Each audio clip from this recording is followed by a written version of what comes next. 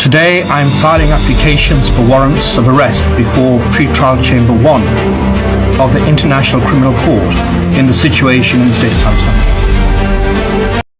Waduh, ada apa dengan ICC yang sesumbar katanya ingin menangkap Netanyahu, tapi ya sampai sekarang ICC belum mengeluarkan surat untuk menangkap Netanyahu.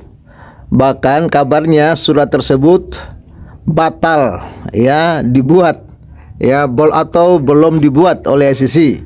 Ada apa nih kawan-kawan? Rupanya ICC ini ya takut juga sama Netanyahu ya. Ya, dan alasan ICC kenapa belum menerbitkan surat penangkapan kepada Netanyahu rasa-rasanya konyol juga kawan-kawan ya. Artinya mereka itu memvonis Netanyahu bersalah, tapi mereka takut ya untuk mengeluarkan surat perintah penahanan. Mereka memvonis Netanyahu bersalah, tapi mereka tidak berani atau ragu-ragu untuk mengeluarkan surat perintah penahanan. Ini menunjukkan bahwa pengadilan ICC ini adalah abal-abal kawan-kawan. Ya, pengadilan abal-abal, pengadilan yang tidak punya pendirian. Pengadilan yang sudah mengeluarkan sebuah keputusan untuk menangkap Netanyahu, tapi surat keputusannya tidak pernah diterbitkan. Artinya pengadilan ini pengadilan abal-abal. Pengadilan ini pengadilan yang tidak bisa dipercayai. Pengadilan ini adalah pengadilan yang menurut saya tidak punya tidak punya power gitu loh. Ya, dan menurut saya inilah pengadilan pesanan yang dilakukan oleh ICC untuk membelenggu Israel, ya, untuk mengikat kaki dan tangan Israel, sehingga para terorisme Hamas, Iran, Houthi itu bebas menyerang Israel, tapi Israel dilarang untuk membela diri, dilarang untuk menyerang balik. Ini kan gendeng, apa-apaan gitu loh kawan-kawan ya. Oke, ini informasi lengkapnya, di mana Pengadilan Kriminal Internasional atau ICC tunda penerbitan surat penangkapan Netanyahu dan Galan. Ya, sebelum kita membahas ini, Sobat Waras, Supotus Pavel 88 channel. Dan puji Tuhan, walaupun hari ini kita belum ada penambahan saldo, tapi tidak apa-apa. Terima kasih untuk kawan-kawan yang sudah mensupport selama ini, dan bagi Sobat Waras yang ingin mensupport dan rindu mendukung Pavel dalam pelayanan yang sedang saya kerjakan di pedesaan, Sobat Waras bisa support Pavel lewat nomor rekening yang ada di layar kaca. Terima kasih semuanya. Tuhan Yesus memberkati. Ya, ini dia informasi lengkapnya kawan-kawan. Pengadilan Kriminal Internasional tunda penerbitan surat penangkapan Netanyahu dan Galan. Ya, ini dia dimuat oleh tribuns.com. Pengadilan Kriminal Internasional ICC memutuskan untuk menunda penerbitan surat perintah penangkapan terhadap Perdana Menteri Israel Benjamin Netanyahu dan Menteri Pertahanannya Yoav Galan. Kedua petinggi pemerintahan Israel itu dituduh melakukan kejahatan perang di Gaza. ICC menunda penerbitan surat penangkapan keduanya dengan dalih untuk memberikan kesempatan pendapat hukum lebih lanjut. Jadi sudah 2 kali ya mereka rencana untuk mengeluarkan surat penangkapan, tapi ditunda. Bahkan untuk yang kedua kalinya ini ditunda kawan-kawan ya, dengan alasan mereka ingin memberikan kesempatan pendapat hukum lebih lanjut. Ya, artinya keputusan ICC untuk menangkap Netanyahu itu adalah keputusan yang abal-abal ya, keputusan yang menurut saya memiliki unsur kepentingan yang memang ingin membelenggu atau menghancurkan Israel ya kawan-kawan ya. Lalu Pengadilan Kriminal Internasional itu mengatakan langkah tersebut diambil setelah lebih dari 60 negara dan organisasi meminta penundaan penerbitan keputusan untuk menyampaikan keberatan mereka terkait permintaan penangkapan tersebut.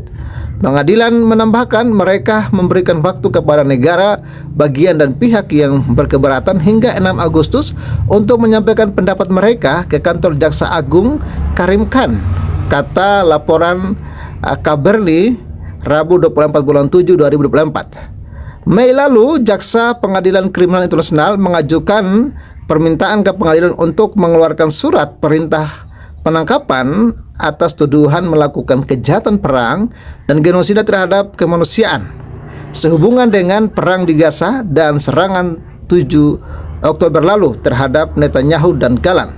Khan mengatakan pada saat itu bahwa Perdana Menteri Israel dan Menteri Pertahanannya memikul tanggung jawab atas kejahatan terhadap kemanusiaan di Gaza.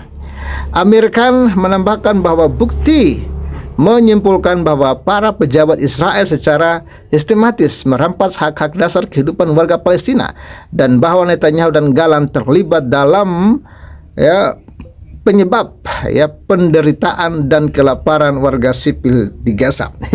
Jadi kawan-kawan, benar kata Netanyahu para pendukung pro Palestina atau para anti Israel itu adalah orang-orang idiot. Bagaimana mungkin mereka mendukung teroris Hamas? Bagaimana mereka mendukung teroris Iran yang ingin menghancurkan Israel? Yang kalian dukung itu teroris. Kalian satu sisi teriak-teriak kami anti teroris, tapi kalian mendukung teroris. Idiot, benar idiot Idiot artinya malas deh aku jelasinnya nanti 3 aduan baru terkait kejahatan perang tersebut. Delegasi pengacara akan mengajukan 3 pengaduan baru terhadap Israel ke Pengadilan Kriminal Internasional pada Rabu. Delegasi pengacara ini dipimpin oleh Jill Dufer, Abdel Majed Marari, Isa Goldstar dan Khaled Al-Soli. Ini kadrun semua nih kalau saya lihat Pengaduan pertama berkaitan dengan serangan Israel 8 Juni 2024 di Camp Nesairat yang menyebabkan sahidnya 274 warga Palestina dengan tujuan membebaskan 4 tahanan dalam serangan itu, kata juru bicara tim kuasa hukum Dr. Abdul Majed Marari dalam sebuah pernyataan pada Selasa 23 bulan 7 2024. Pengaduan kedua berkaitan dengan Dr. Adnan Albers, ahli bedah ortopedi Palestina terkenal yang ditangkap pada 14 November 2023 saat menjalankan tugas medis dan kemanusiaan di Rumah Sakit Al-Aud. Dr. Adnan Al-Bers tidak diadili dalam kerangka hukum ketika ditangkap, dan pengaduan ke ICC atas masalah itu akan disampaikan atas nama saudaranya yang telah memberi kuasa kepada tim kuasa hukum. Pengaduan ketiga disampaikan oleh Dr. Muhammad Abu Salm.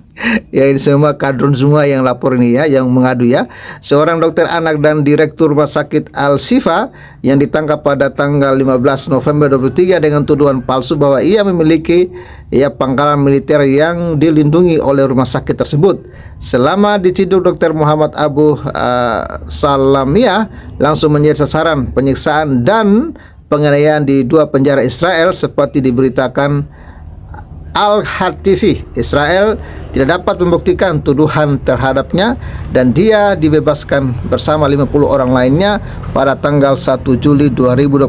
Di sela-sela proses peradilan di markas besar Mahkamah Pidana Internasional tersebut, tim pengacara akan mengadakan rapat kerja dengan Departemen Korban di ICC guna menyelenggarakan pembelaan kolektif dan individu terhadap jumlah korban yang sangat besar yang sejauh ini 796 warga Palestina di Gaza telah terdaftar dan daftarnya masih panjang. Selain itu, laporan rinci yang pertama mengenai dampak perang terhadap kesehatan mental diterbitkan oleh Program Kesehatan Mental Komunitas Gaza. Lalu laporan tersebut mengidentifikasi dampak buruk trauma perang terhadap seluruh penduduk dari Gaza, dan Departemen Korban akan membahas bagaimana Pengadilan Kriminal Internasional dapat menangani kasus-kasus kesehatan yang kompleks Jadi kawan-kawan, inilah kaum munafik.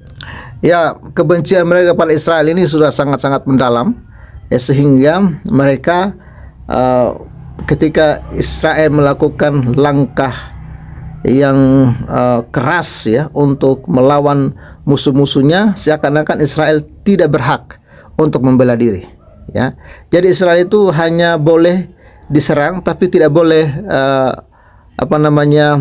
menyerang balik.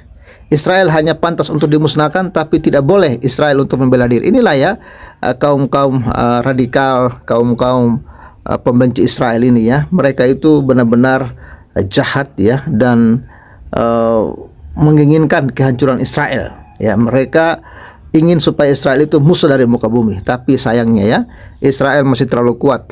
Ya, Israel terlalu hebat untuk dimusnahkan. Ya, bahkan doa-doa yang mereka panjatkan juga kepada Tuhan mereka, kepada Allah mereka, ya tidak bisa menolong.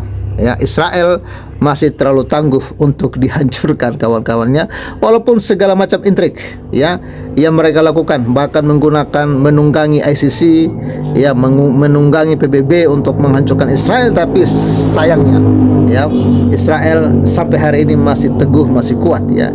Kita tidak membela Israel secara membabi buta, tapi kita lihatlah kasus masalahnya ya. Siapa sih yang mau diserang? Siapa sih yang mau negaranya dihancurkan? Otomatis tidak ada negara yang mau hancur begitu saja. Setidak-tidaknya harus ada perlawanan gitu loh. Ya, kalau kita sudah lakukan perlawanan tapi toh kalah, ya memang sebatas itulah kemampuan kita.